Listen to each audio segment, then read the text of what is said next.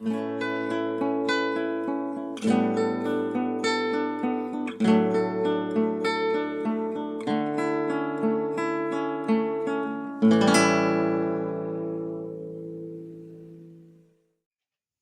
amados hermanos, buenas tardes, son las 12:13. Vamos a orar antes de dar inicio a la introducción a la primera carta del apóstol Juan.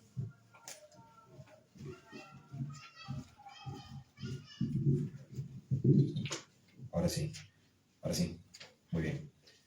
A la primera carta del apóstol Juan, vamos a dar una introducción al respecto. Trataremos, amados hermanos, de poder condensar la introducción en esta exposición. No obstante, de no ser el caso, la próxima semana también profundizaríamos un poco al respecto sobre esta carta a modo de introducción. Pero con el favor del Señor poder abordar los puntos importantes de esta introducción con la finalidad de que podamos tener un amplio panorama acerca de esta carta y de lo que trata, y un breve trasfondo de la misma. Por tanto, hermanos, oremos a nuestro Señor para que nos ayude en este día. Señor, Dios bueno y bondadoso, permítenos, por favor,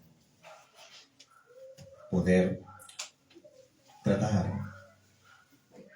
con santidad, reverencia, diligencia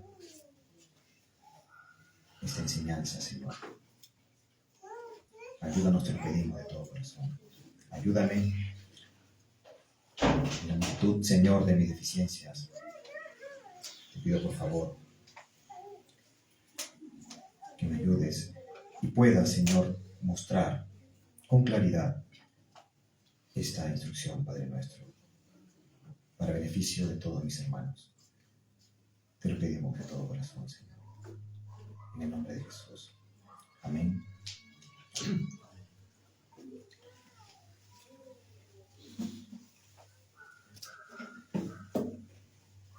Muy bien, amados hermanos, en primer lugar agradecido estoy por nuestro Señor, por el privilegio que me da de poder compartir su palabra para con todos ustedes. Hoy comenzaremos a tratar la primera epístola del apóstol Juan. Son 3 epístolas las que él escribió, incluyendo el cuarto evangelio y el libro de Apocalipsis. En primer lugar, daremos una introducción general a la misma para conocer su trasfondo y puntos generales, y con el favor del Señor, ya adentrarnos en esta carta y poder dar una exposición verso por verso de esta carta. Nos conoció como exposición expositiva, una predicación expositiva, perdón. Por tanto, invoco al Señor, por medio de su Santo Espíritu, que nos ayude, amados hermanos. Ahora bien, comenzaremos por plantearnos una serie de preguntas con sus respuestas posteriormente para que nos encaminen en conocer de manera un poco más profunda acerca de esta primera epístola del apóstol Juan. Repito, el apóstol Juan escribió primera, segunda y tercera de Juan, el Evangelio según Juan y Apocalipsis. En este caso vamos a enfatizar de una manera general ciertos puntos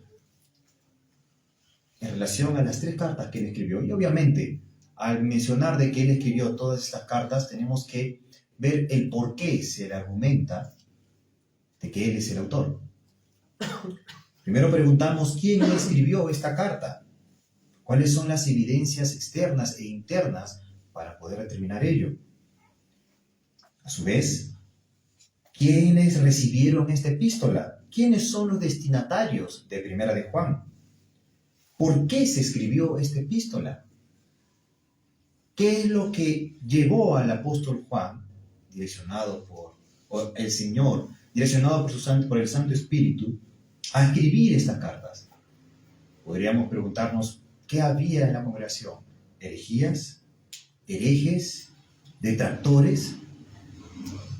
Luego, pasaremos a de manera breve delimitar cuándo fue escrita esta epístola, cuál es el contenido de esta epístola y cuáles son los temas teológicos de Primera de Juan.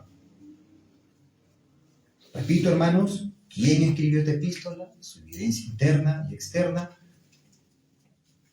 ¿Quiénes recibieron esta epístola? Los destinatarios de 1 de Juan. ¿Por qué se escribió esta epístola? ¿Cuándo fue escrita esta epístola? ¿Y cuál es el contenido de esta epístola? ¿Cuáles son los puntos teológicos de la misma? Antes de resolver las preguntas, véase que en comparación con la segunda y tercera epístola de Juan, observamos que aquellas presentan el título del remitente a quien es dirigido, los saludos, el mensaje personal y saludos finales. Aunque no presentan información acerca del lugar y fecha de escritura, tienen características de una carta, similares en su forma a la de algunos apóstoles que escribieron en el Nuevo Testamento, como Pablo o Pedro. Sin embargo, en 1 de Juan vemos que le faltan elementos que antes hemos mencionado, pero que no obstante, y esto es importante, debido a su forma muy afectiva, íntima, fuerte y familiar de dirigirse ante ellos, como por ejemplo con palabras y términos, hijitos míos, amados, tendríamos que concluir que se trata de una carta, debido a esa relación íntima que el autor presenta ante ellos. Ahora bien, ¿quién escribió esta epístola? Algunos escritores del siglo II y III, como por ejemplo Policarpo, que fue su discípulo, de quien se dice, escribió una carta a la iglesia de Filipos, allá por el año 110 después de Cristo. Y fíjense, hermanos, la semejanza de tal escrito con Primera de Juan. Filipenses capítulo 7, verso 1. Policarpo le escribe, dice, Policarpo escribiendo a los filipenses, no es Filipenses de nuestra carta, así que no vayan a buscar porque no hay capítulo 7. ¿De acuerdo?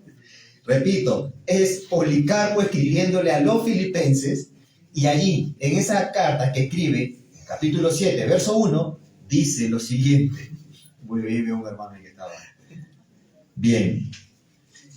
Pues todo aquel que no confiesa que Jesucristo ha venido en la carne es un anticristo.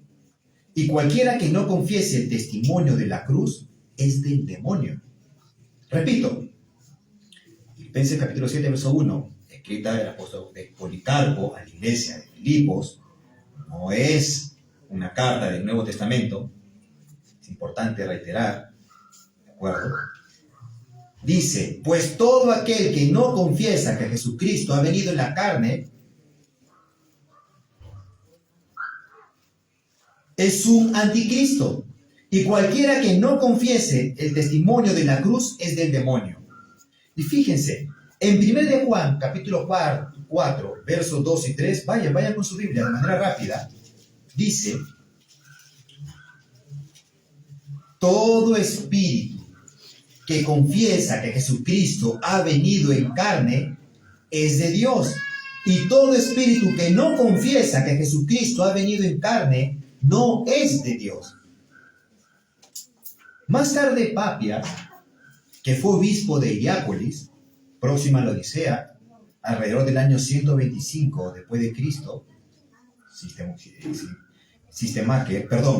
Kistemaker dice, utilizó citas de la primera epístola de Juan. Ireneo, que fuera obispo de Lyon y Viena, en el sur de Francia, allá por el año 185 después de Cristo, nos informa que Papias era el oyente de Juan y compañero de Policarpo. Una vez más, citando a Kistemaker en relación a estos datos, dice en su comentario a esta carta, por consiguiente, podemos confiar en la palabra de testigos que conocieron personalmente a Juan. A principios del siglo II, estos dos discípulos de Juan utilizaron su primera epístola, dando así testimonio implícito de su autenticidad. Si esta epístola no hubiese tenido su origen en Juan, ellos hubieran podido darlo a conocer. Cierro cita. Eso significa, hermanos, de que tales discípulos hablaron acerca de esta carta y que por tanto da firmeza a la realidad de que él es su autor. Otros escritores, como Ireneo, citó parte de esta epístola que también le atribuyó a Juan. En el siglo III hay varios escritores que usan con frecuencia la epístola de Juan y que dan testimonio de que pertenece a este. Por ejemplo, escritores como Clemente de Alejandría, Orígenes, Tertuliano, Dionisio, que es discípulo de Orígenes.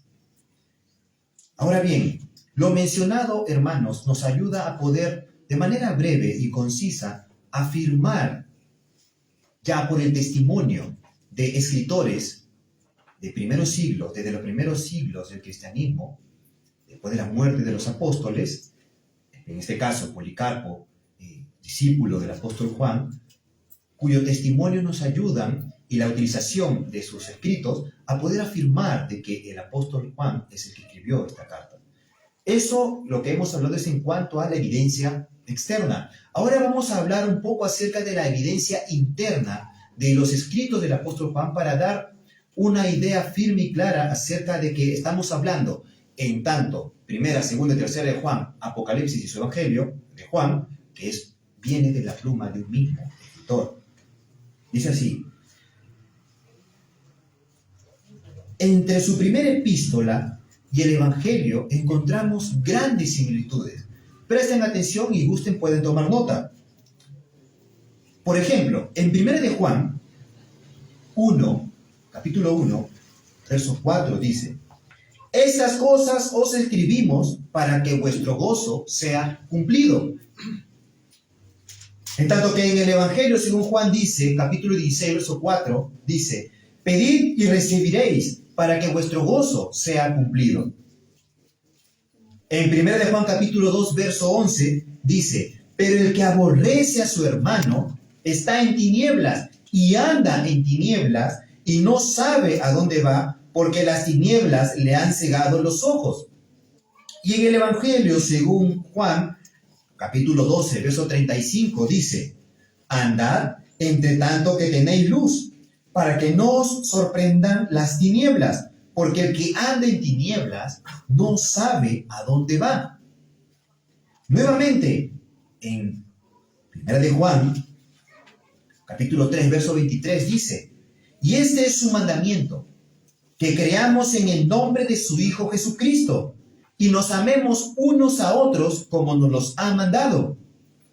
Y en su Evangelio, según Juan dice, en el capítulo 13, verso 34, un mandamiento nuevo os doy, que os améis unos a otros como yo os he amado, que también os améis los unos a los otros.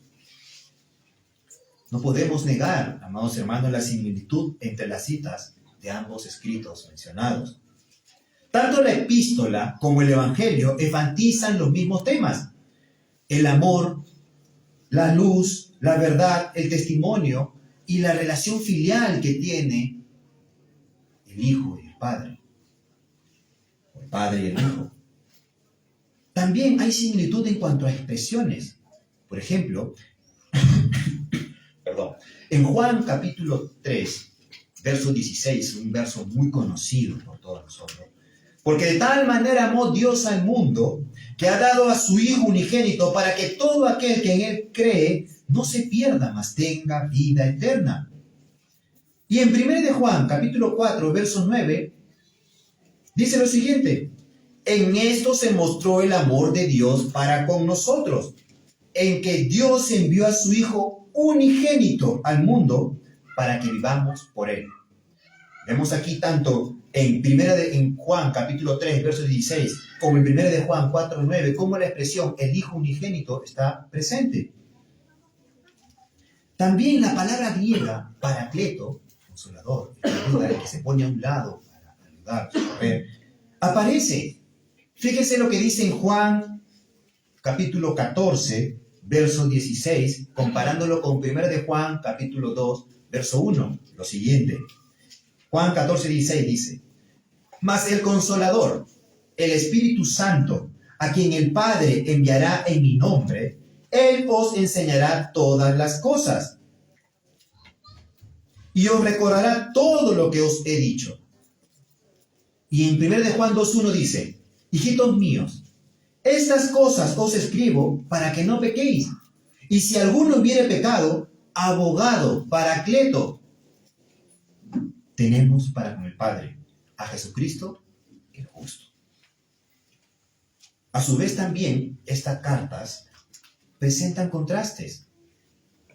Es característico en estas cartas los contrastes. Por ejemplo, vida y muerte, luz y tinieblas, verdad y mentira, amor y odio.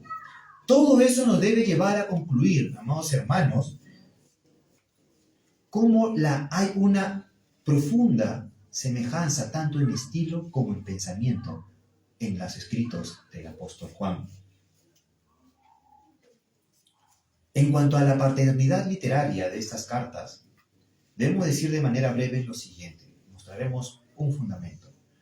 Debido a las similitudes de formas, elección de términos y estilo, las 3 epístolas y el Evangelio según Juan, los expertos concluyen en que la redacción de las mismas viene de la pluma de un mismo escritor, a saber, el apóstol Juan. Ahora bien, ¿quiénes recibieron estas epístolas? En primera instancia, amados hermanos, tenemos que ver cómo el apóstol se manifiesta con autoridad ante ellos. Y de hecho, es alguien a quien se le toma o se le reverencia, no por ser pues una divinidad, sino por el respeto profundo que se le tenía por lo que quién era él. Por ser un distinguido líder en la iglesia, se dirige a los lectores sin identificarse en la primera carta, primera de Juan. Ahora bien, es importante también que se vea de que los destinatarios no es necesario, por el contenido que nosotros después vamos a comenzar a desarrollar, vemos allí de que aunque allí en el contenido de esta carta no se mencione su nombre como tal, vemos una intimidad profunda de este autor para con sus destinatarios. Los destinatarios es muy probable de que al estar familiarizados con él, estén presentes, sean parte de un ambiente o de un lugar geográfico en específico. Véase, hermanos, de que Juan, según el testimonio de la tradición, fue pastor en la iglesia en Éfeso. Pastoreó iglesias en Éfeso. Y que, con toda probabilidad, fue sucesor de Timoteo y del apóstol Pablo y de Timoteo en aquel entonces. Metiéndonos un poco más en la carta, tanto en el capítulo 2, verso 1, verso 12, verso 13, 18, 28, capítulo 3, verso 7, verso 18, capítulo 4, verso 4, capítulo 5, verso 21, en todos esos pasajes, hermanos, nosotros vemos cómo el apóstol se relaciona de una manera afectiva y tierna con ellos, como mencionamos al principio, ¿no? Cómo se dirige él a ellos. Le pone apelativos como queridos hijos míos. Y esto aparece en los versos que hemos mencionado, en los capítulos y versículos que hemos mencionado. Ahora bien, por ese trato pues de hijos míos, da a entender de que quien se menciona es una persona ya de edad avanzada. Un punto para considerar ese trato que tenía. Él considera a aquellas personas como hijos espirituales. Él se dirige a los destinatarios de un modo personal, utilizando la primera persona singular, yo, muchas veces a lo largo de su epístola. Es más, no solamente en 1 de Juan, sino en las 3. El vínculo entre el escritor y los lectores es muy íntimo y fuerte. Ahora bien, aunque se puede dar a entender, amados hermanos, de que el escritor muestra un afecto, una forma entrañable de comunicarse con ellos, no obstante, para poder saber quién es los destinatarios, tenemos que meternos a investigar qué trata ese tema. En primera instancia, tenemos que decir de que en muchos pasajes de esa carta, él los trata como hermanos en la fe. ¿De acuerdo? Los trata como hermanos en la fe. Podríamos decir entonces de que se está dirigiendo a creyentes.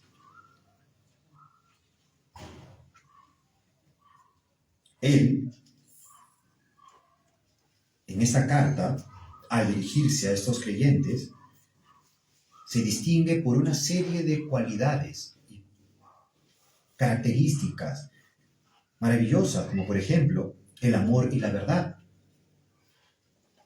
Y a pesar, hermanos, de que, y miren, este punto es interesante también, a pesar de que él se muestra con mucho cariño y afecto, no por ello podemos concluir de que se presente de una manera blanda. De hecho, en la carta encontramos palabras fuertes, firmes. Como dijimos hace un momento, los contrastes en la carta del apóstol, en todos sus escritos, es marcado. Y miren, no tiene miedo de usar la palabra mentiroso. Mentiroso, aquella persona que no se conforma a la verdad.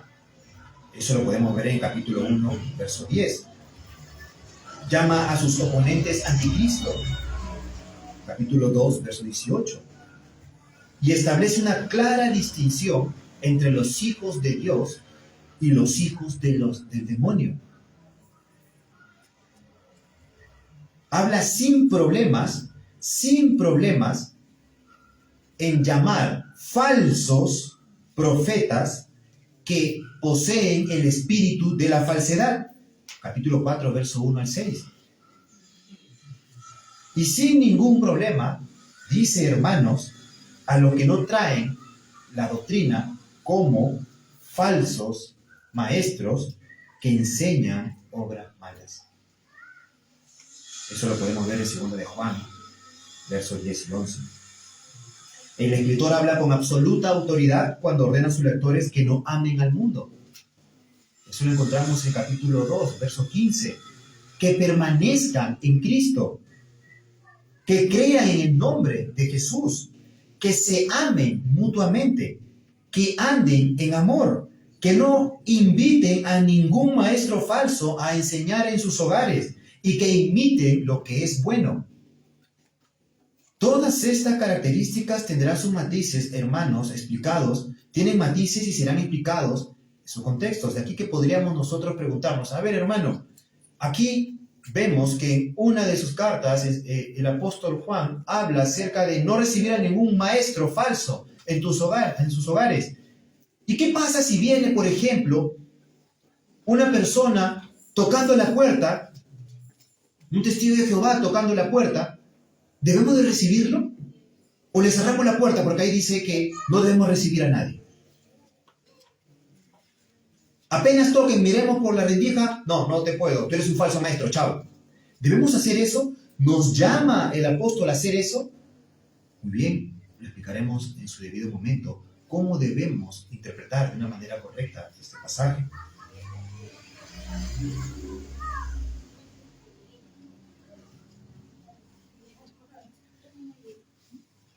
Ahora bien, ¿quiénes son los destinatarios de 1 de Juan? Bien, como dijimos, eran personas creyentes, ¿de acuerdo? Vemos que tanto en el capítulo 2, versos 13 y 14, vamos a ver que a él se dirige a padres, jóvenes, y da a entender que estas personas ya conocían el Evangelio, estas personas ya han sido salvadas por el Señor, estas personas ya tenían la enseñanza desde el principio, ellos conocían las enseñanzas de Cristo. Ellos ya obedecen sus mandamientos. Ellos confiesan el nombre de su Señor. Ellos además están conscientes de los ataques perniciosos del enemigo, del demonio, o de los demonios. Ve que esas formas de ataques se aparecen pues en forma de el anticristo, de falsos profetas y de mentirosos. Y aquí es interesante cómo él, al mostrar aquellas características de estos ataques, indirectamente nos dice, amados hermanos, del discernimiento que tenía la iglesia al respecto. El poder observar quiénes eran los anticristos, quiénes eran los falsos maestros y cuáles eran las falsas enseñanzas. Punto que podríamos decir y preguntarnos nosotros hoy en día, ¿tenemos tal discernimiento? ¿Podemos nosotros, estamos capacitados como para detectar quién es un falso maestro? ¿Quién es el anticristo? ¿Quiénes son los anticristos? ¿A qué se refiere? ¿Podemos nosotros dilucidar y demarcar bien la diferencia de una correcta enseñanza y una falsa enseñanza? Se da por sentado que conocían. Llamado atención a nosotros. Otro punto importante, hermanos, es de que las referencias que se dan del Antiguo Testamento son pocas. Nosotros observamos que se habla de Caín por su nombre, ¿no? Y que dice que pertenecía al maligno y que mató a su hermano, capítulo 3, verso 12, y que lo podemos comparar con Génesis, capítulo 4, verso 8. Las alusiones de enseñanzas del Antiguo Testamento son escasas. Otro punto importante también a considerar es que si en relación a lo que dice a Juan, 1 Juan capítulo 1, verso 8, que dice, si decimos que no tenemos pecado, nos engañamos nosotros mismos y la verdad no está en nosotros, traen eco a Proverbios, capítulo 28, verso 13. El que oculta sus pecados no prosperará, pero quien los confiesa y renuncia a ellos, encuentra misericordia. Otras alusiones encontramos en el verso, capítulo 1, verso 9, cuando se habla de Dios como fiel y justo. Podríamos decir de que esta frase se repite también en Deuteronomio, capítulo 32, verso 4, en el Cántico de Moisés, cuando habla y dice, un Dios fiel que no hace mal, recto y justo es. En la versión NBI. Y las palabras, no hay nada en él que le haga tropezar, en 1 Juan capítulo 2, verso 10, se remiten al Salmo 119, verso 165. Gran paz gozan los que aman tu ley, y nada pueden hacerlos tropezar.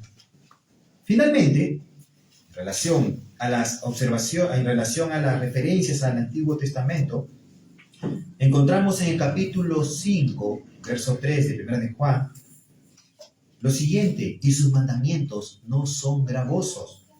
Se asemeja a la instrucción de Moisés en Deuteronomio 30, 11, por ejemplo, cuando dice, ahora bien, lo que te mando hoy no es demasiado difícil para ti, ni está fuera de tu alcance. Ahora, aquí es importante lo siguiente también, que aunque las referencias del Antiguo Testamento sean escasas, no nos informan tanto de los lectores, sino más bien del escritor. Las mismas indican que la mente del escritor estaba condicionada por las enseñanzas judías. Esto no puede decirse de los lectores. La ausencia de citas del Antiguo Testamento da la impresión de que los lectores eran de origen gentil. Para ellos, las escrituras del Antiguo Testamento eran relativamente nuevas. Macker dice lo siguiente, la tradición sostiene que Juan escribió sus epístolas durante su ministerio en Efeso y que su primera epístola iba dirigida a una iglesia o grupo de iglesias que el escritor conocía bien. Sucesor de Pablo y de Timoteo, Juan fue pastor en Éfeso hasta su muerte cerca del año 98.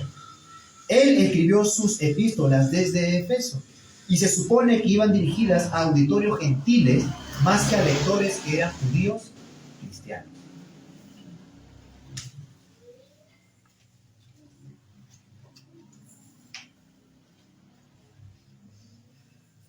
Ahora bien, ¿por qué se escribieron estas epístolas? Esta epístola y por extensión las otras. ¿Cuáles eran los problemas que confrontaba la iglesia durante la segunda mitad del primer siglo? ¿Qué fue lo que motivó al autor a escribir estas cartas? Son preguntas que vamos a resolver. Podemos mencionar unas cuantas, por ejemplo, herejías,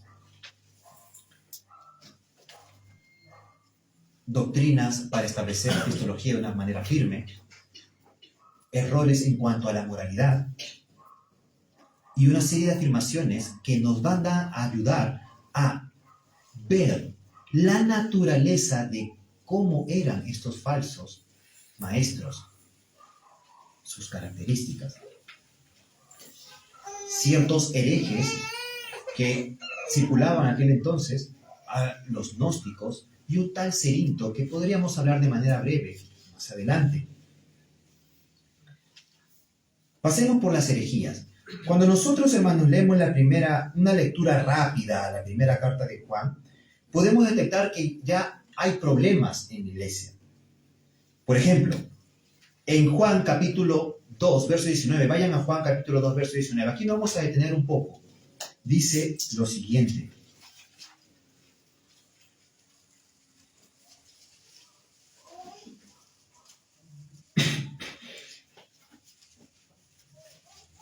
Juan capítulo 2, verso 19 dice: ellos salieron de nosotros, pero en realidad no eran de nosotros, porque si hubieran sido de nosotros, habrían permanecido con nosotros, pero salieron a fin de que se manifestara que no todos son de nosotros. Además que el Escritor advierte de que deben de discernir a los espíritus. Fíjense, en el 4, verso 1, capítulo 4, verso 1 dice: amados, no crean a todo espíritu, sino prueben los espíritus para ver si son de Dios, porque muchos falsos profetas han salido al mundo.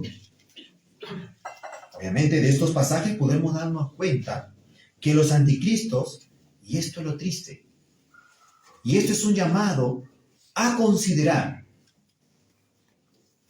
aquellos falsos maestros, aquellos anticristos, habían sido alguna vez miembros de la iglesia.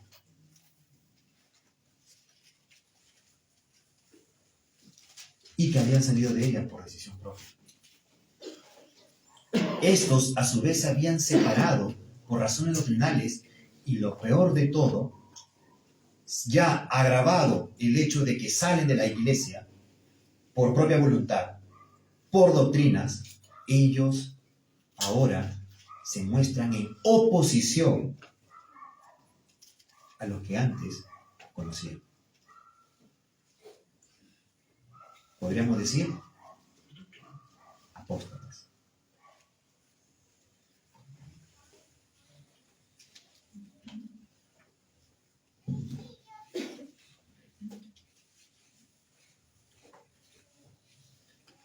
En relación, hermanos, a las doctrinas y a la defensa de las mismas, en cuanto a la cristología, tanto en Primera de Juan como en Segunda de Juan, este es el tema central, la doctrina de Cristo. La doctrina de Cristo es el tema central.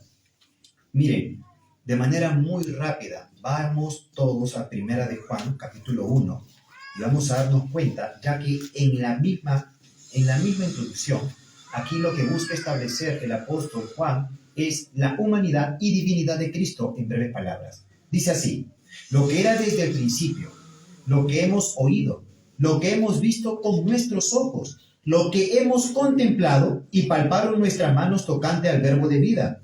Porque la vida fue manifestada y la hemos visto, y testificamos y os anunciamos la vida eterna, la cual estaba con el Padre y se nos manifestó. Lo que hemos visto y oído, eso os anunciamos, para que también vosotros tengáis comunión con nosotros, y nuestra comunión verdaderamente es con el Padre y con su Hijo Jesucristo. Presenta su humanidad debido a que Él fue testigo ocular de las enseñanzas de nuestro Señor. vimos, tocamos, palparon. ¿De acuerdo? Y por otro lado muestra la comunión que tiene la iglesia. ¿Cuál es la comunión genuina y verdadera que debe tener la iglesia? Entre el Padre y el Hijo y su pueblo, su divinidad.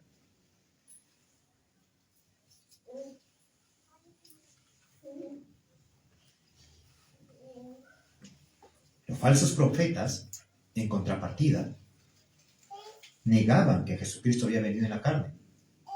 Es por eso que en el 4:2-3, leamos lo siguiente. Dice: en esto ustedes conocen el Espíritu de Dios. Todo espíritu que confiesa que Jesucristo ha venido en carne es de Dios. Y todo espíritu que no confiesa a Jesús no es de Dios. Y este es el espíritu del anticristo, del cual ustedes han oído que viene y que ahora ya está en el mundo. Negaban que Jesús fuera el Cristo. En el 2:22 dice: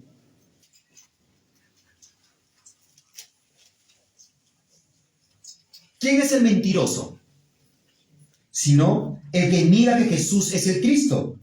Este es el anticristo, el que niega al Padre y al Hijo.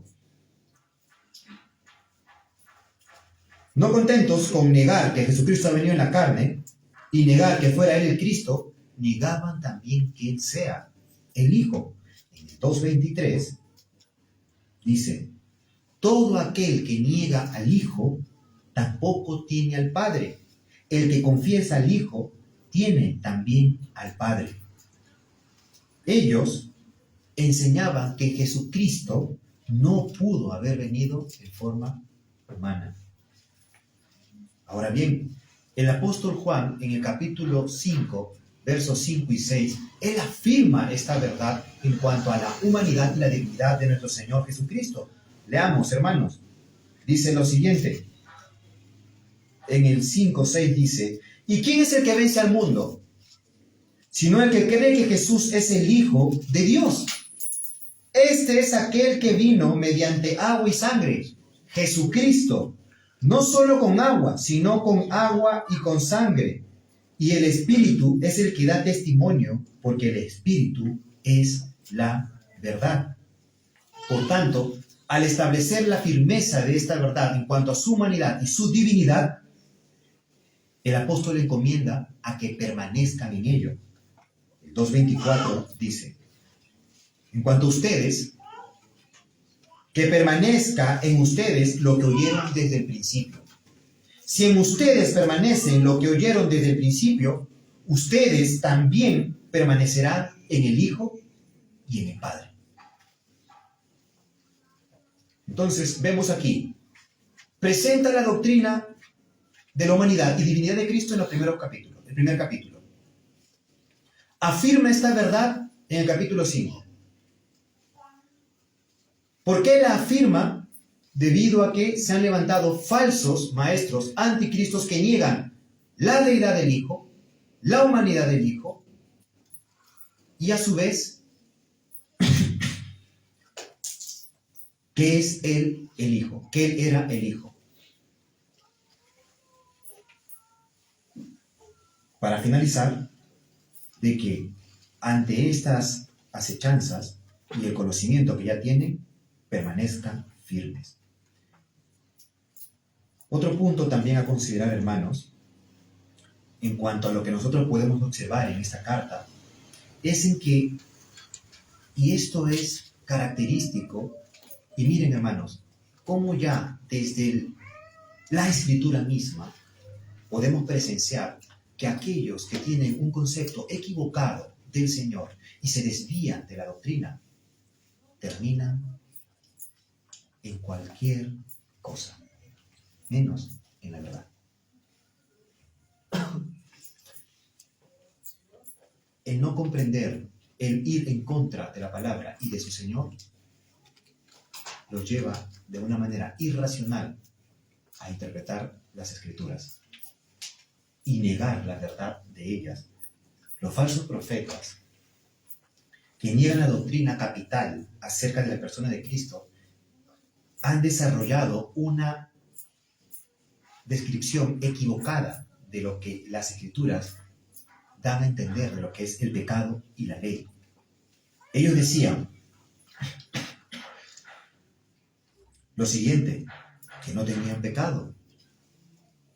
Fíjense, aunque claro, nosotros observamos que el apóstol dice en el 1:18, si decimos que no tenemos pecado, nos engañamos a nosotros mismos y la verdad no está en nosotros.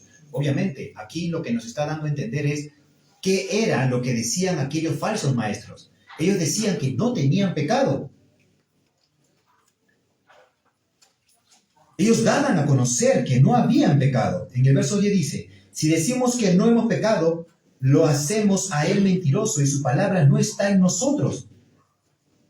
Ellos negaban que la comunión con Dios demande que ellos deban vivir conforme a la verdad. Repito, y presten atención a ello. Ellos negaban que la comunión con Dios demande que deban vivir conforme a la verdad. Verso 6, el capítulo 1 dice, si decimos que tenemos comunión con Él, pero andamos en tinieblas, mentimos y no practicamos la verdad. Aquí el contraste es bien marcado. Si dices amar al Señor, muy bien, no hay una forma tibia de vivir con el mundo por un momento y después con el Señor. Un pie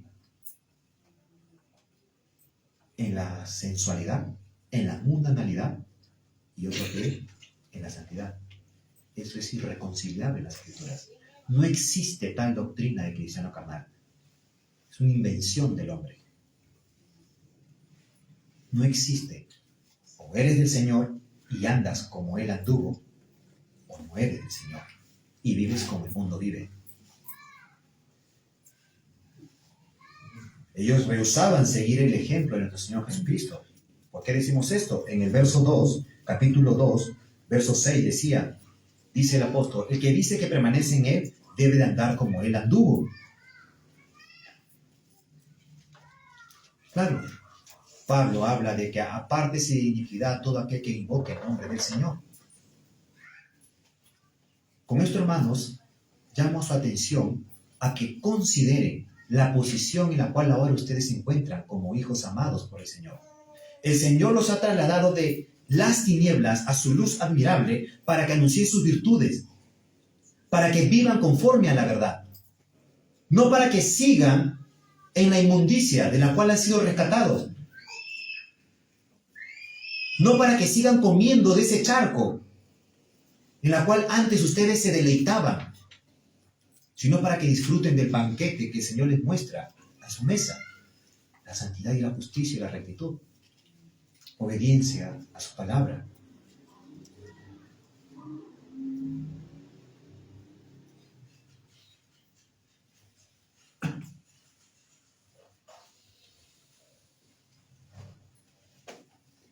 De una manera, en nuestros términos, sin vergüenza, sin ningún temor y sin vergüenza, por inferencia, podemos decir que ellos declaraban estar en comunión con Dios, pero aún así seguían andando en tinieblas. Y a su vez, profesaban conocerlo, pero no estaban dispuestos a obedecer ningún mandamiento. Es triste, pero me he topado con personas que estaban en la iglesia, que te recitan la dogmática, pero que abiertamente no les interesa guardar la palabra del Señor. No congregan, no estudian su palabra, no hay comunión entre hermanos, no cumplen las ordenanzas de pasar la cena, no tienen disciplina, simplemente viven como si no fueran del Señor. Pero eso sí, háblale de algún punto doctrinal que esté mal. Blandear la espada sin problema. Estás equivocado, te dice. Pero diles que vivan lo que predican. Ahí sí ponen una pared. Ahí dice, no, hay libertad. Después, ten en consideración. Cuidado. Cuidado. Que tal vez indirectamente podamos caer en ello. Cuidado que con ciertas cosas podamos ser blando y mantener o mostrar esa actitud. Ser muy estricto con algunas cosas, pero ser blando con otras en cuanto a los mandamientos del Señor. Cuidado. Dios quiera que en la exposición de esta carta, como dice John Owen, en la mortificación del pecado, no simplemente tratemos con unos cuantos pecados, sino tratemos con todos. ¿Amén? Con todos. Con todos.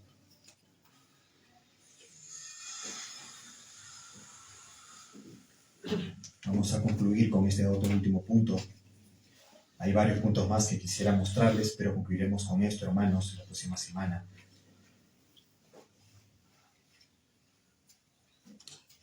El apóstol, en una serie de ejemplos que hemos mostrado ahora, en la palabra si decimos, todas aquellas repeticiones, lo que busca dar a entender es de que estas personas eran opuestas. Esas afirmaciones eran aquellas palabras que decían estos falsos maestros y que por tanto el apóstol vio de suma urgencia, guiado por el Espíritu Santo, a escribir esta carta para contrarrestar aquellas herejías. Y es que, amados hermanos, cuando la persona no está firme en la doctrina y simplemente ha sido aquella instrucción que ha caído en el pedregal o en los espinos y no ha ido al corazón, esa palabra no ha aterrizado en el corazón, como dijimos en oración, cuando la sabiduría fuera grata a tu alma, así se entrar en tu corazón, entonces una serie de características te guardarán, producto por la palabra. Cuando realmente ha caído esa semilla en tierra firme, hay frutos. Pero cuando ha caído en pedregales, amado hermano, tarde o temprano se evidenciarán tu apostasía.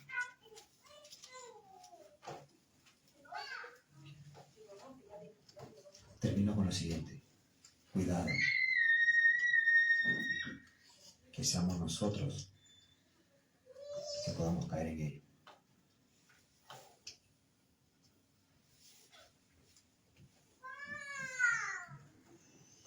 ¿Cómo se llega? Como sería algo que después vamos a hablar de cómo puede uno llegar a ello.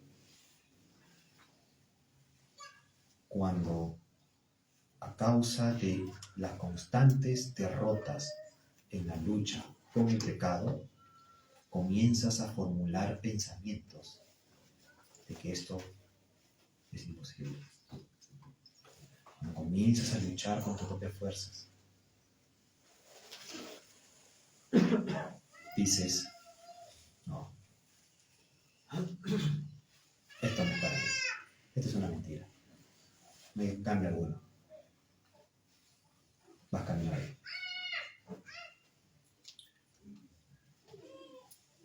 Entonces, amado hermano, concluimos con lo siguiente. Lo que hemos mencionado nos sirve ahora para comprender en qué momento, por qué lo escribió, a quiénes se dirigían, quién lo escribió, cuáles eran las características de esta carta. Ya la próxima semana vamos a profundizar más en relación a dos puntos: los destinatarios y quiénes, cuál es el contenido de esta carta y los puntos teológicos de la misma. Ruego al Señor para que podamos cumplir con ese objetivo la próxima semana. Oremos, hermanos. Señor, Dios bendito y misericordioso, te pido por favor, Padre nuestro, que podamos